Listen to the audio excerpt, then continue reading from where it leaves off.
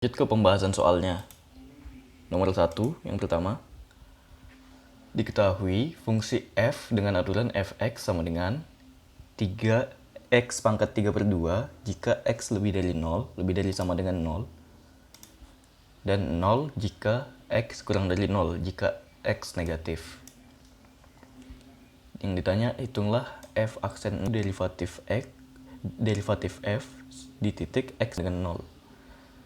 Berarti kan karena x sama dengan 0, berarti yang dipakai x sama dengan 0 yang dipakai fungsi yang ini, yang x pangkat 3 per 2. Oke, dipakai ini. Tinggal diturunin aja.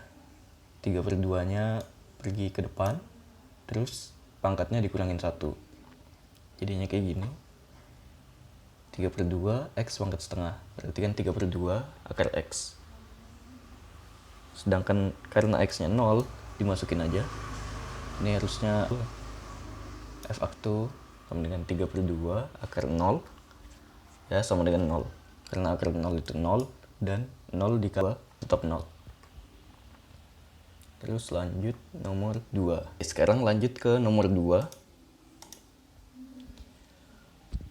Tentukan dy per dx atau turunan y jika diketahui fungsi eksplisit y sama dengan akar pangkat 3 dari sinus akar x. Itu yang A. Oke, dijawab dulu. Y sama dengan ini, akar pangkat 3 dari sinus akar x. Itu bisa disederhanakan jadi sinus akar x pangkat sepertiga. Yang ditanyakan turunannya. Berarti d ini, d sin ini ke sini per dx. Jawabannya ya ini d sin ini per dx itu sama dengan ini, d sin akar x pangkat sepertiga dibagi d sin akar x dikalikan ini dikalikan d sin lagi biar nanti jadi 1 per d akar x dikali d akar x per dx. Ini kan sebetulnya bisa dicoret, coret. Berarti kan tetap d per d ini, d sin ini per dx kan.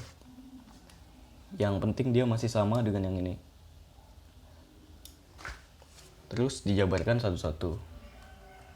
Yang pertama ini d sin akar x itu diturunkan terhadap ini, jadinya sepertiga kali sin akar x pangkat minus 2 per 3. Itu sama dengan ini. Tinggal diturunin aja, jadi pangkat 2 per 3 tapi di bawah. Sin kuadrat akar pangkat 3. Oke. Terus yang tengah d sin akar x per dx. D sin akar x sinus kan diturunin jadi cos. Ya udah. Sinus x kan jadi cos x. Kalau sinus akar x diturunkan terhadap d akar x, berarti cosinus akar x. Terus yang terakhir d akar x per dx. Akar x itu kan sama aja x pangkat setengah. Ya. Berarti setengahnya maju ke depan, jadi di sini setengah. Terus pangkat setengah ini dikurangi 1, jadinya minus setengah. Jadinya ketemu ini. Ya udah tinggal dikalikan semua. Ini dikali ini, dikali ini. Hasilnya ini dikali ini, dikali ini. Terus disederhanakan, ini naik ke atas ini. Ini karena pangkatnya minus masuk ke bawah. Dan jadilah ini cosinus akar x per 6 akar x pangkat 3. Cosinus akar x per 6 akar x dikali akar pangkat 3 dari sinus kuadrat akar x. Oke, lanjut ke nomor 2b. X sama dengan ini, A kosinus pangkat 3T, Y sama dengan A sinus pangkat 3T. Oke, Y sama dengan itu, X sama dengan itu. Yang ditanya dy per dx. Berarti kan D ini dibagi D ini. Oke, itu kan sama aja, A-nya kan bisa dikeluarin. A-nya bisa dikeluarin ke sini. Ini juga. Terus ya bisa dicoret. A-nya bisa dicoret karena sama konstanta dia. Jadinya ini kan sama aja dengan D sinus pangkat 3T dibagi sinus T dikali D sinus T dibagi dt dikali dt per D kosinus T dikali D kosinus T per D kosinus pangkat 3T. Ini kan kalau dicoret, coret, coret, coret, coret, coret kan sama aja ini. Sama aja ini masih. Jadi dibuat kayak gini aja. Terus D sinus pangkat 3T kan berarti 3-nya tinggal maju ke depan. Terus pangkatnya dikurangin 1. Jadinya 3 sinus kuadrat T. Terus D sinus T dibagi dt itu kosinus T. Tinggal sinus diturunkan kan kosinus. Terus ini dt per D kosinus T. Ini sebenarnya sama aja 1 per D kosinus T per dt. Nah ini kan minus sin tuh. Minus sin. Berarti kalau 1 per ini sama aja minus 1 per sin T. Kayak gini. Terus yang terakhir ya ini juga sama aja 1 per D kosinus ini per D kosinus T. Kan tinggal 3-nya maju ke depan. Jadi 3 dikali kosinus kuadrat T. Tinggal dikasih 1 per di atasnya. Jadinya 1 per 3 kosinus kuadrat. 1 per 3 kosinus kuadrat T. Oke lanjut. Nah ini tinggal dimasuk-masukin aja. 3 yang atas di atas, 3 sama kosinus ini di atas. Terus yang bawah ya di bawah. Tuh. Terus jadinya karena ini ada minusnya ya minus. Dan ini ada 3 bisa dicoret. Sinus kuadrat T dibagi kosinus kuadrat T itu sama aja tangen kuadrat T. Nih, tangen kuadrat T. Dan kosinus T dibagi sinus T itu ini salah ya. Dengan kotangen T. Kotangen T.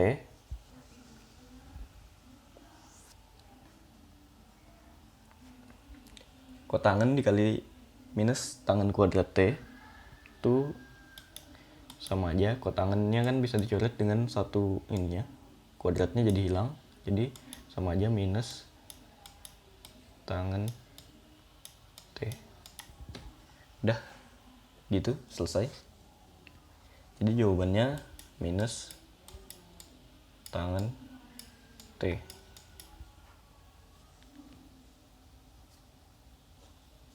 Nomor 3. Diketahui fungsi f dengan aturan y sama dengan fx sama dengan 6x kuadrat min x pangkat 3. Tentukan domain atau daerah asal dari fungsi f. Terus juga titik potong dengan sumbu koordinat. Terus daerah positif dan negatif fungsi f. Daerah naik turun fungsi. Titik ekstrim fungsi. Daerah cekung cembung fungsi. Titik belok dan gambar grafiknya.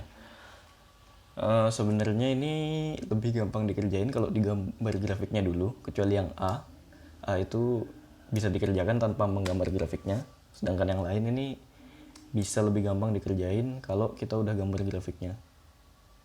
Jadi mending kita langsung gambar grafiknya dulu aja, langsung ke H aja. Kerjain A dulu. Oke. Yang A, domainnya itu semua bilangan real. Soalnya di sini 6x kuadrat min x pangkat 3 itu nggak ada akar, nggak ada logaritma, nggak ada pecahan, nggak ada yang aneh-aneh lah pokoknya. Jadinya tidak bersyarat dia. Jadi domainnya itu semua bilangan real. Kamu mau masukin apa aja ke persamaan ini bisa. Nggak kayak cosinus x misalnya. X-nya kan cuman antara bukan. Nggak kayak misalnya 5 per X. Kan X-nya nggak boleh 0. Itu nggak bisa. 5 per 0 kan nggak terdefinisi. Atau akar X. Kalau persamaannya fx sama dengan ini, fx sama dengan akar X kan X-nya harus lebih dari sama dengan 0 atau positif, nggak bisa negatif dia. Soalnya kalau misalnya negatif ya nggak ada akar negatif, bilangan imajiner itu nggak termasuk dalam bilangan real, padahal kita cuman berbicara tentang bilangan real di sini. Oke.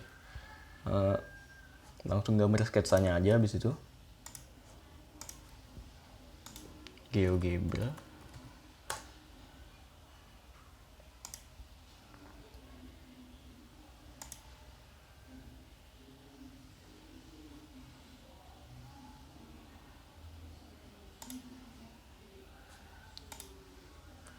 Persamaannya 6x kuadrat min x pangkat 3.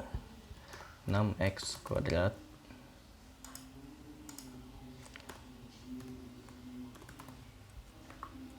min x pangkat 3. Titik potong dengan sumbu koordinat. Nah, titik potongnya kan berarti ya ini. Sumbu koordinatnya kan tambah lagi. Iya sama dengan 0. Sumbu koordinatnya itu ini. Titik potongnya ya ada dua ini. Di x sama dengan 6 dan x sama dengan 0. Jadinya titik potongnya adalah 0,0 di sini dan 6,0 di sini. Terus daerah positif dan negatif fungsi f. Ya, daerah positif itu yang nilai y-nya positif. Yang negatif ya yang negatif. Yang positif kan ini. X kurang dari 6, y-nya positif semua nih, di atas semua dia. Kalau x lebih dari 6, baru dia negatif. Oke. Terus daerah naik turun fungsi f. Daerah naik turun. Nah, di sini kan y-nya kalau kurang dari 0 dia turun. Terus waktu di 0 dia stop. Terus naik lagi. Terus turun. Berarti dia turun di x kurang dari 0. Terus di antara 0 sampai 6 dia naik. Ya, bukan 6 ding. 0 sampai ini. 0 sampai 4. 1, 2, 3, 4. Sampai 4 dia naik. Terus kalau udah lebih dari 4 dia turun. Habis itu titik ekstrim fungsi f. Titik ekstrim itu titik-titik di mana dia berbelok. Di mana dia bisa dibilang titik minimum dan titik maksimumnya. Titik minimumnya kan 0. Terus dia belok juga di sini 4,32 sama 0,0. Terus daerah cekung cembung fungsi f. Di sini juga kelihatan.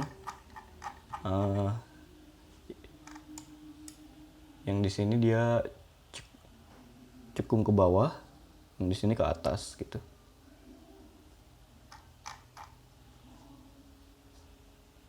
Di sini cekung ke atas, yang ini ke bawah. Caranya dengan menghitung turunan 2 kali. Nanti kita bahas aja. Terus titik belok atau infleksinya. Titik beloknya itu ada di sekitar sini harusnya. Ya. Di sini agak kelihatan. Mungkin dimasukin turunannya ya. 6x kuadrat berarti 12x minus 2x kuadrat. Nah, titik beloknya itu harusnya di sini. Kita lihat dia di x sama dengan 3. Kalau ini tarik garis, dia bakal cenderung cukung ke atas. Terus kalau di sini cukungnya ke bawah malah. Kalau udah ngelewatin x sama dengan 3. Oke. Udah. Terus sketsa. Ya udah selesai berarti. Tapi selain dari grafik kan cuma buat penggambaran aja. Kalau kita mau membuktikannya tetap harus menggunakan turunan. Ya, tetap harus menggunakan turunan.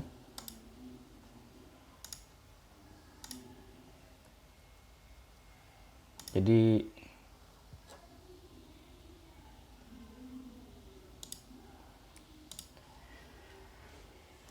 yang ditanya titik potong dengan sumbu koordinat. Titik potong itu kan berarti Y sama dengan 0. Jadi ya digambar grafik aja tadi. Kayak tadi Y sama dengan 0 sama grafik yang ini. Itu kan titik potongnya anggap aja fx-nya 0. Ini fx, ini 0. Terus tinggal difaktorkan aja. Difaktorkan x kuadratnya keluar. X kuadrat dikali 6 min x. Kan faktornya ada 2 tuh. X kuadrat sama dengan 0, yang berarti x sama dengan 0, sama 6 min x sama dengan 0, yang berarti x sama dengan 6. Ini kan tinggal pindah ke sini. Min x sama dengan min 6, berarti x sama dengan 6. Yang berarti kita nemu faktornya x sama dengan 0 dan x sama dengan 6. Sedangkan kita tahu y tadi 0. Y tadi 0 di dua-duanya, di dua titik ini.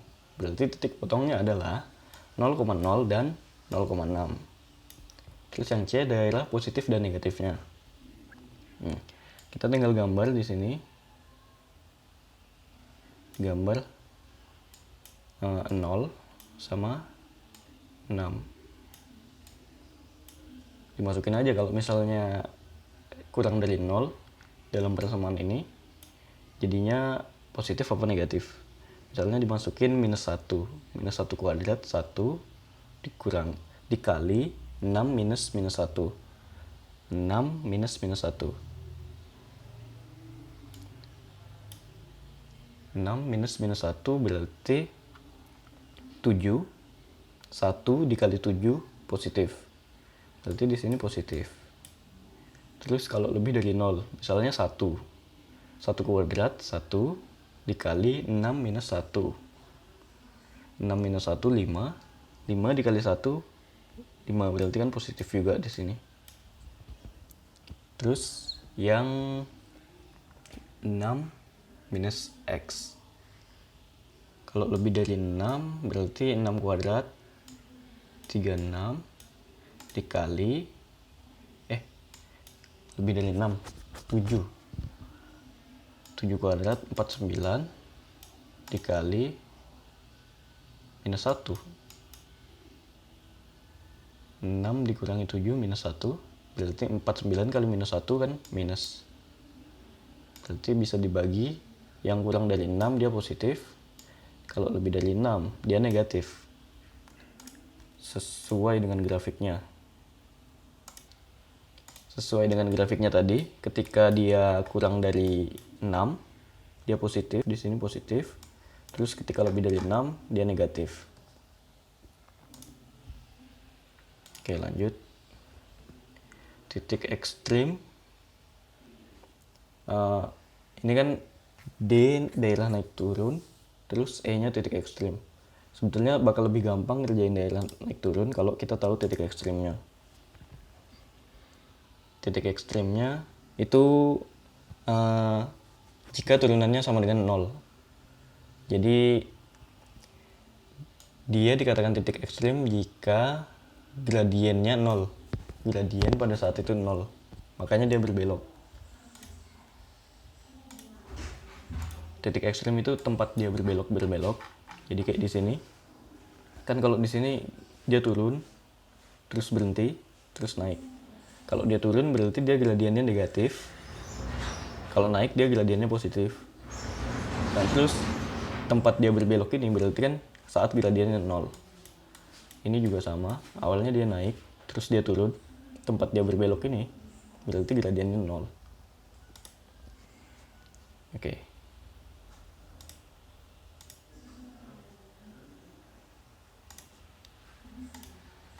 Karena itu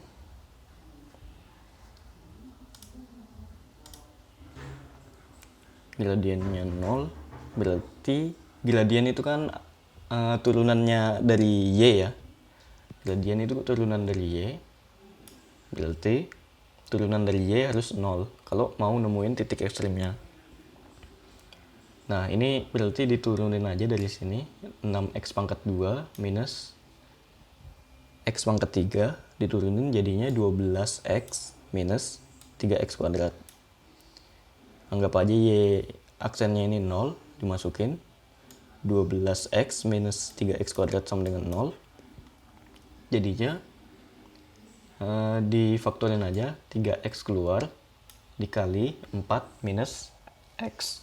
Kan sama aja dengan ini kan, 3x dikali 4, 12x, 3x dikali x, 3x kuadrat. Nah, ini faktornya ada 2, 3x sama dengan 0, 3x sama dengan 0, yang berarti x sama dengan 0, dan ini 4 minus x berarti 4 minus x sama dengan 0, berarti x sama dengan 4. Kan ini pindah ke sini, jadinya minus 4, minus x sama dengan minus 4, berarti x sama dengan 4. Terus, tentuin daerah naik turunnya. Nah, kalau gini kan berarti bisa dibagi 2 titik. Di sini sama di sini misalnya. Sini 0, sini 4. Kalau dia negatif, misalnya dimasukin ke dalam sini negatif. Misalnya negatif 1, negatif 1 3 dikali negatif 1 minus 3 dikali 4 minus negatif 1. Berarti 5 minus 1 dikali 5 kan negatif. Berarti di sini negatif. Berarti dia turun saat x kurang dari 0 dia turun. Ketika dia antara 0 sampai 4, misalnya 1 dimasukin 3 dikali 1 3 4 dikurangi 1 3 juga, 3 dikali 3 9 positif. Berarti antara 0 sampai 4 dia positif. Terus saat lebih dari 4 dimasukin juga coba 3 dikali 5 misalnya kan 15 dikali 4 minus x. 4 minus 5 minus 1, 15 dikali minus 1 minus 15, yang berarti dia negatif. Ya udah, berarti ketika dia lebih dari 4 dia negatif, ketika antara 0 sampai 4 dia positif, ketika kurang dari 0 dia negatif juga. Oke. Coba dilihat di grafiknya juga. Ya, sesuai ya sama grafiknya. Dia ketika masih kurang dari 0 dia turun. Terus antara 0 sampai 4 dia naik sampai sini. Terus ketika udah lebih dari 4 dia turun. Turun terus. Terus daerah Cekung Cembung. Itu lebih gampang kalau kita tahu titik beloknya dulu. Terus daerah Cekung Cembung. Itu lebih gampang ketika kita tahu titik beloknya dulu. Nah, titik beloknya itu pada saat Y aksen-aksennya itu sama dengan 0. Jadi Y diturunkan 2 kali sama dengan 0, itu adalah titik beloknya. Nah, ketika Y aksen-aksennya itu positif, berarti dia cekung ke atas. Kalau dia Y aksen-aksennya negatif, berarti dia cekung ke bawah. Nah, untuk menemukan titik beloknya, Y aksennya itu sama dengan 0. Mirip dengan yang naik turun tadi. kan titik ekstrimnya pada saat y aksen sama dengan 0. Kalau y aksen nanti kita bakal ketemu titik beloknya. Nah di sini kan y aksen berarti tinggal ini diturunkan sekali lagi, 12x minus 3x kuadrat diturunkan, ini menjadi 6x ini ya. 12 minus 6x berarti 12 minus 6x sama dengan 0.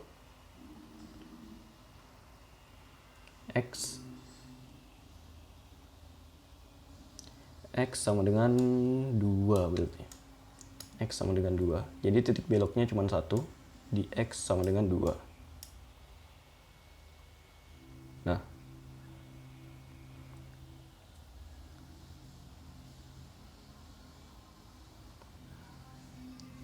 kalau misalnya dia kurang dari 2, misalnya 0. Misalnya 0 ya, taruh aja di sini 0. 12 minus 0 positif kan berarti. Positif. Ketika udah lebih dari 2, anggaplah 3. 12 minus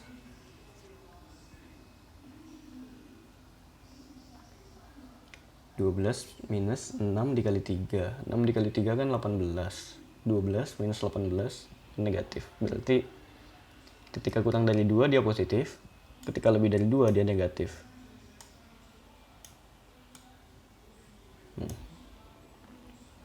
Udah, selesai gitu aja. Tinggal digambar grafiknya kayak tadi. Coba kita lihat lagi grafiknya. Ya ini. Titik belok itu ada di sini. Di sini titik beloknya. Dia sebelum 2 dia naik, terus setelah 2 dia turun.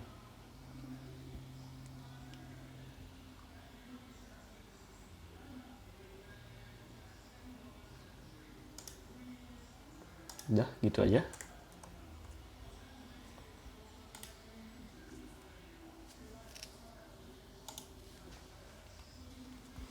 Yang terakhir nomor 4. Suatu pabrik memproduksi wadah berbentuk kerucut, tegak, dengan alas silinder, dan volume ditetapkan 1000 cm kubik. Carilah ukuran kerucut agar luas dinding kerucut minimum. Oke, pertama kan kita tahu volume kerucut itu kan rumusnya ini, 1/3 pi R kuadrat T sama dengan 1000. Terus berarti 3-nya bisa dipindah ke sini, jadi pi R kuadrat T sama dengan 3000, yang berarti T sama dengan 3000 per pi R kuadrat. Oke, berarti bisa kita masukkan ke dalam rumus dinding kerucut. Dinding kerucut itu pi R, nggak tahu sih ini maksudnya dinding itu cuman selimutnya apa semua permukaannya, agak nggak jelas ini sebenarnya soalnya. Dinding biasanya kan permukaan atau selimut ya. Ya, kalau luas permukaan sih rumusnya ini pi R dikali R plus S, itu sama aja pi R plus S nya itu ini R kuadrat akar R kuadrat T kuadrat. Ya, itu rumusnya.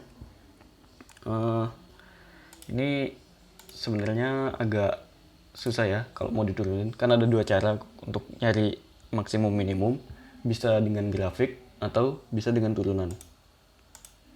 Kalau dengan grafik dia tinggal kita cari titik ekstrimnya kayak tadi, kita cari turunannya, terus anggap turunannya sama dengan 0, maka disitulah ada titik ekstrimnya.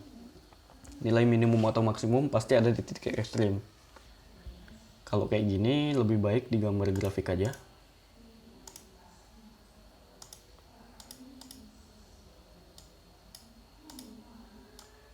Coba ini copy ke GeoGebra. Ini hilangin dulu ya.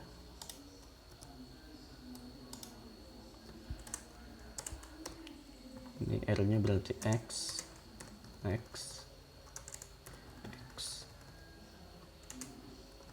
3000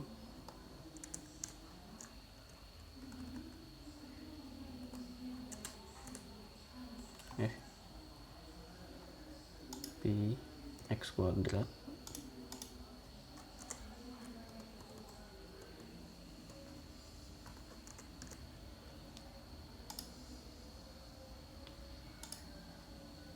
ya, pi dikali ini udah sesuai, px dalam kurung x plus x kuadrat dalam kurung 3000 per px kuadrat. Oke, udah sesuai. Oh iya, karena R-nya pasti positif, nggak mungkin kan R-nya negatif. Berarti yang ini grafik yang ada di sini tuh nggak kita pakai, karena nggak mungkin jari-jarinya negatif kan. Jadi yang kita pakai yang ini. Nih, nilai minimumnya sekitar 609, berapa ini? 2 hampir 3 lah. Berarti titik minimumnya itu 609,3 sekitar itu. Nah, kalau kita mau pakai rumus diferensial, coba pakai Wolfram alpha. Itu agak susah sebenarnya karena ini ribet persamaannya. Untuk diturunin itu emang susah. Bisa kita coba pakai Wolfram alpha di sini.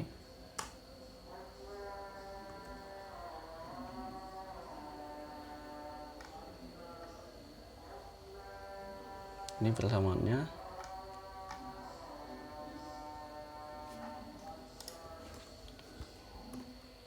Oke, sama dengan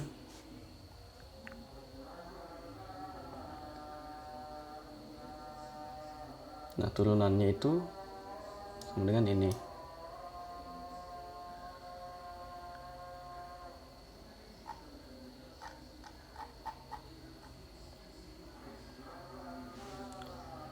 Turunannya itu ini ya. Jadi kalau misalnya ini dimasukkan 0, ke persamaan ini, pasti hasilnya bakal ketemu titik ekstrim di sini tadi 609,3 itu tadi. Tapi ketimbang harus bikin turunan kayak gini yang ribet banget, soalnya persamaannya juga ribet, ada pecahan dalam akar, itu ribet banget turuninnya. Jadi mending pakai grafik aja. Apalagi kalian kan online juga, jadi bisa dibantu GeoGebra dan Wolfram Alpha buat gambar grafiknya. Jadi mending pakai grafik aja, nggak usah pakai turunan lah. Oke, mungkin sampai di situ aja untuk pembahasan soalnya. Terima kasih udah mengikuti BBQ Matematika kali ini. Puasnya lancar dan cukup sekian. Wassalamualaikum warahmatullahi wabarakatuh.